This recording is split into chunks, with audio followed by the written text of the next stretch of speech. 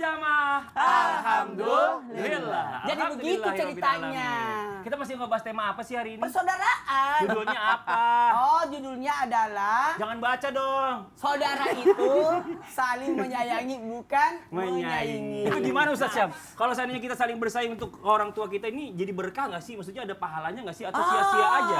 Karena kita punya rasa kayaknya aduh saling menyaingi gitu loh. Baik, bismillahirrahmanirrahim. Tabi' Bisman, Ustaz Maulana, Mas Fadli serta guru-guru kami yang dimuliakan Allah Subhanahu wa taala serta orang-orang yang berusaha untuk senantiasa menjaga silaturahimnya antar saudara, karena banyak di antara kita yang menjaga hubungannya kepada orang lain tapi lupa untuk menjaga hubungannya sesama saudara. Padahal sesama saudara inilah yang menyambungkan hubungan kepada Ar-Rahim, yaitu Allah Subhanahu wa taala.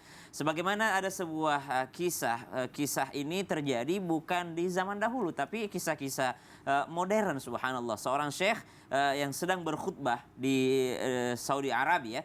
Beliau ketika sedang berkhutbah, ternyata ketika sholat Jumat, beliau memimpin sholat Jumat, terjadi keributan di sujud terakhir. Terjadi kegaduhan padahal sholat belum selesai.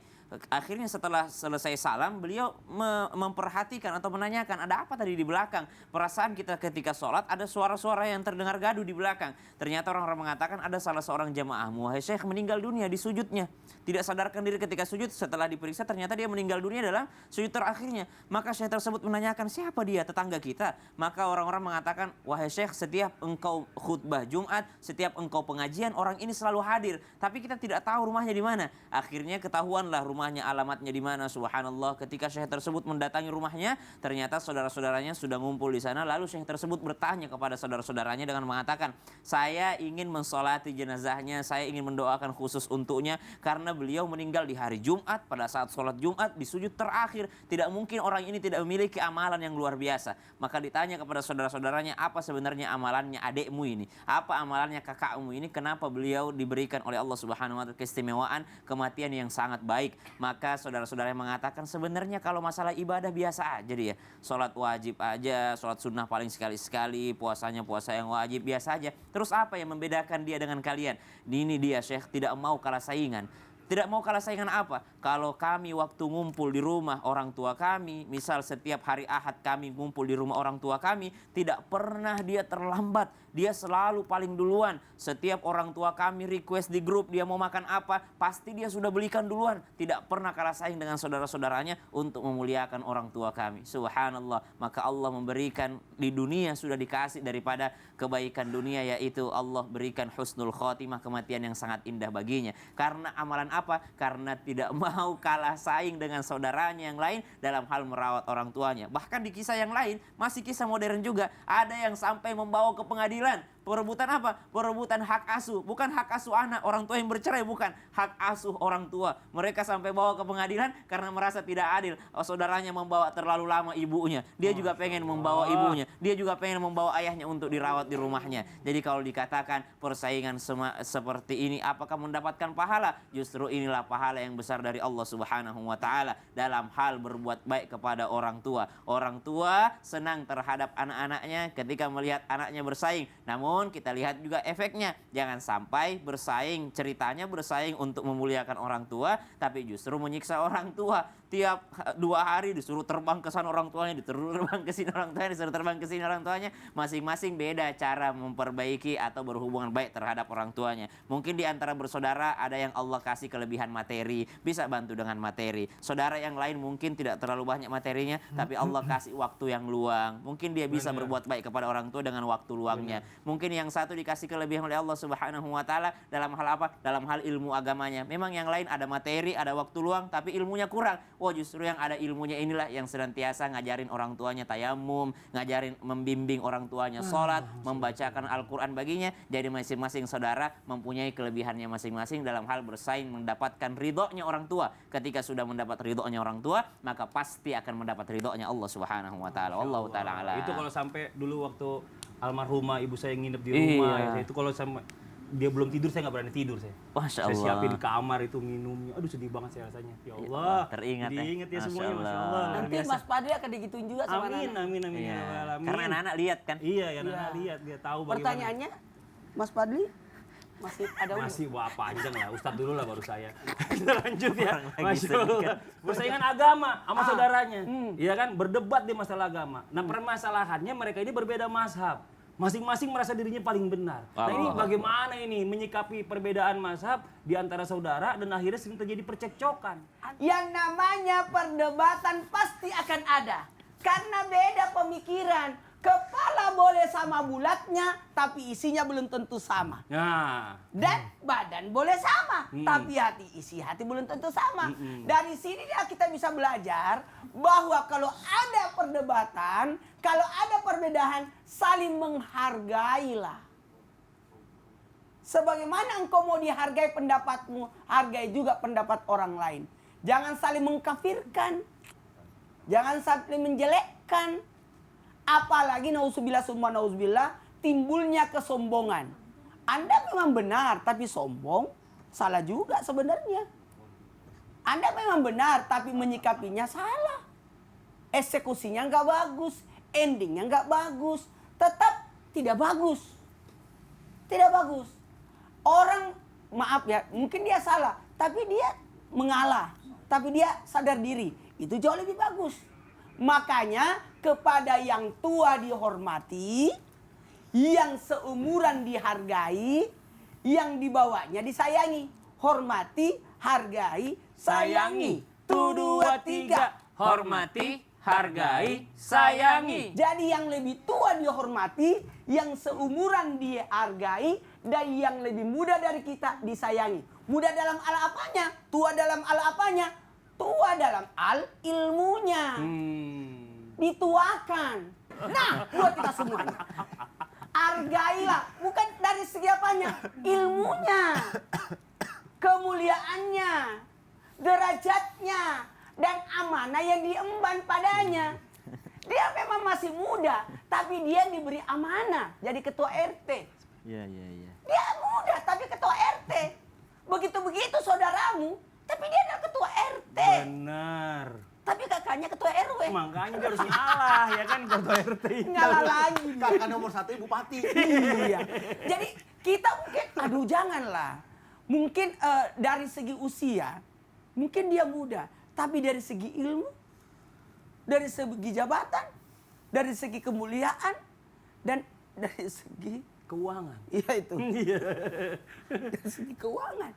Mohon maaf tanpa menggurui, hanya mengingatkan. Hargailah pendapat saudaramu. Memang kamu bos, direktur di Kantor. di kantormu. Tapi ketika engkau sampai di rumahmu, Betul. saudaramu yang mungkin tidak ada sekolahnya, Iya. dia mungkin tidak ada jabatannya, engkau harus muliakan. Karena kakakmu. Karena kakakmu, Benar. tahu dirilah kau. Oh saya. Kalau memang saudaramu yang jadi imam dan dia kunutlah. Kunutlah. Kalau dia memang tidak kunut, ya Ya gitulah. ikutlah. Pada saat nggak akur, masing-masing Terjadi ini konflik.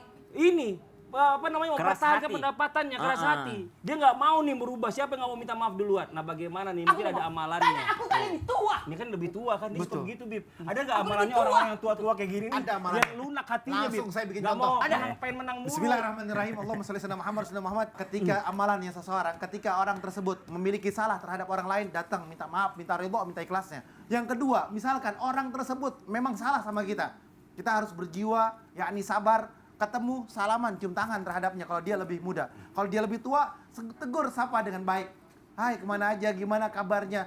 Teguranlah dengan kalimat yang ma'ruf, dengan kalimat-kalimat yang santun, agar apa? Terjadi sebuah kalimat baik, atau hubungan yang baik, atau komunikasi yang baik.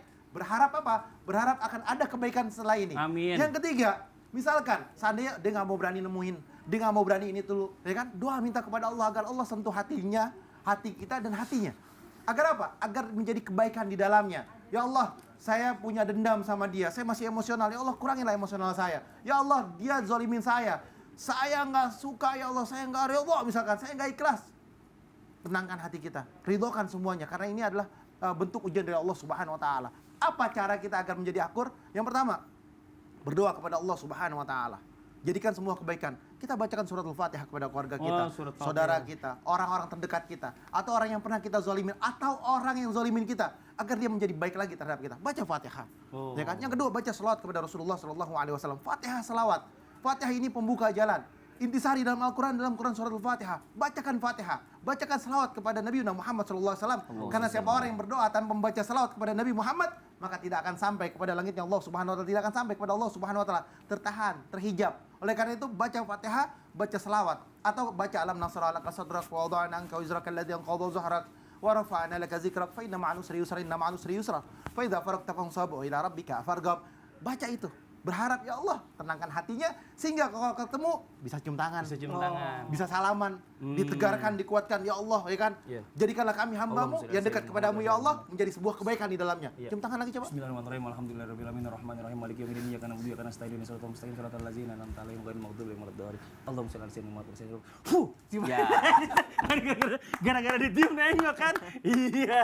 Emang harus ada punya itu harus ada. Ditiup jadi nengok. Kita lanjut lagi nih. Buat jamaah Islam yang tidak dirahmati Allah ya. Waktu kita kembali menjawab pertanyaan-pertanyaan masuk. Kalau gitu kita kembali ke segmen Tanya Dong Ustadz. Kami semua tanya dong Ustadz. Yuk kita masuk ke pertanyaannya dari Instagram hamba Allah. Assalamualaikum warahmatullahi wabarakatuh. Waalaikumsalam warahmatullahi wabarakatuh. Izin bertanya Ustadz Ustazah, bagaimana cara menyikapi saudara-saudara saya, entah dari saudara saya atau saudara suami yang selalu mengikut campur masalah rumah tangga saya, masalah uang pribadi saya dan masalah lainnya, agar tidak tersinggung saat menyikapi Ustadz. Ustazah, mohon jawabannya Ustazah. Nah nih Ustadz Maulana. Kesempatan saya itu bahas ini. Silakan Ustadz. Yuk.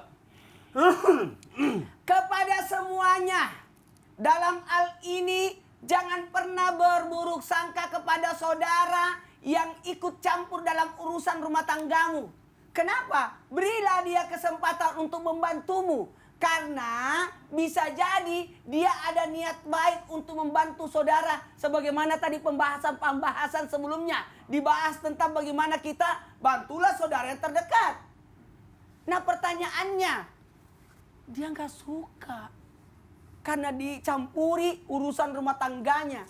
Kalau memang tidak mau diikut campuri rumah tangganya, yang paling pertama, tinggallah jauh dari dia. Oh. Tinggal jauh. Kalau dekat bau, kalau jauh harum. Oh gitu. Belum mandi kan saudaranya. Nah, kalau kita berjauhan itu saling kangen, saling rindu.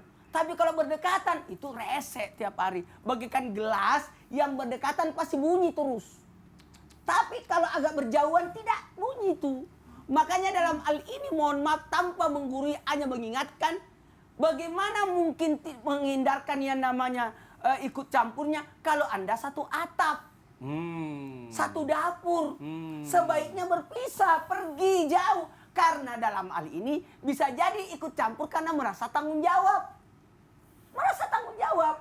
Maka kalau mau tidak, ini nih. Kita susah untuk mengatur orang. Lebih baik kita atur diri kita. Kita susah untuk memperbaiki orang. Lebih baik perbaiki diri kita. Kalau memang tidak mau ikut campuri, maka perlihatkan kemandirian. Itu paling penting. Perlihatkan kemandirian. Dikit-dikit curhat lagi. Dikit-dikit curhat lagi. Otomatis saudara itu otomatis dengan tanpa diminta dia akan ikut campur. Karena kenapa? Berusaha untuk membantu saudaranya. Karena kenapa? Nilai tanggung jawab, perasaan. Kita satu rahim loh. Kalau bukan aku yang membantu saudaraku, siapa lagi? Betul. Itu yang pertama. Perlihatkan kemandirian. Jadi kita tidak jangan urus. Tidak. Yang paling bagus adalah diri kita memperlihatkan kemandirian. Sehingga kayaknya saudaraku aman lah.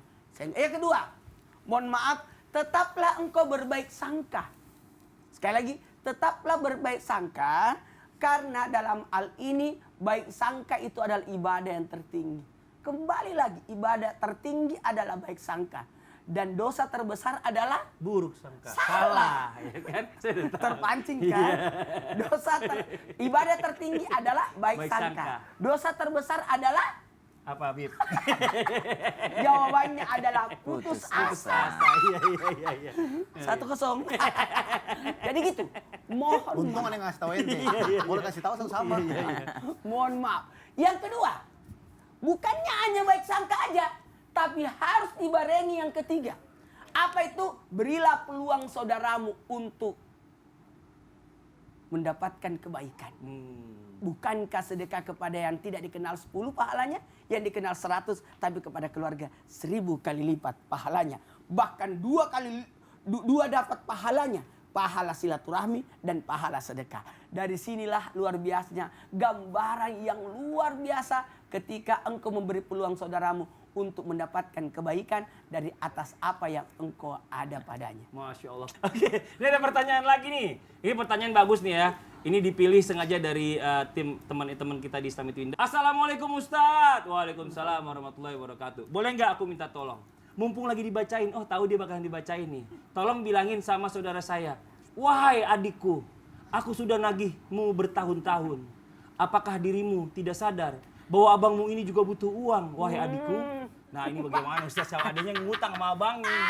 Udah bertahun-tahun nggak bayar-bayar. Adanya, abangnya coba bilang, Dek sadar, abang juga butuh duit, begitu. Ya subhanallah. Jadi ternyata makanya banyak orang mengatakan kalau berbisnis itu tuh mending sama orang lain gitu. Iya. Karena kalau masalah uang ini, hutang piutang ini, apalagi hutang piutang ya tidak ada namanya bersaudara karena dia juga berhutang, dia juga butuh karena akad di awal adalah akad hutang gitu ya. Kecuali kalau akad di awal dengan sedekah atau mungkin kakaknya mengamalkan wa antasaddaqu khairul lakum in kuntum ta'lamun, dia akhirnya ya udah deh nggak usah bayar deh, kamu kayaknya lebih butuh. Iya. Kayak pengalaman nih. Ya tapi di sini ternyata abangnya butuh, Butuh subhanallah. juga. Maka itu haknya abangnya untuk menagihnya dan salah satu bentuk kasih sayangnya adalah karena menagihnya. Jadi menagih di sini bukan karena dia benci adiknya tapi karena sayang adiknya. Betul. Dia tidak mau adiknya terlibat hutang piutang ini sampai mati sampai Bahaya hari itu. kiamat. Jadi kalau misalnya mau berhutang, berhutanglah sama yang banyak uang. Di Iya. antara kita, Habib Usman.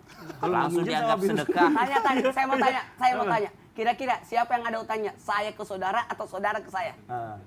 Ustadz Maulana ke saudara. Dua-duanya Ya, ada. bagus. Dua-duanya ada. Saya yang banyak utang kepada saudara. Iya. Betul. Masya Utang Allah. jasa lah paling enggak. Betul. Oke, kita lanjut lagi buat jamaah Islam Itu Indah yang ada di rumah, jangan kemana-mana. Setelah ini kita akan kembali membacakan pertanyaan-pertanyaan masuk yang ada di sosial media Islam Itu Indah. Jadi jangan pindah channel, tetap di Islam Itu Indah. Jamaah, oh jamaah. Alhamdulillah. Benar kan saya kan? Satu.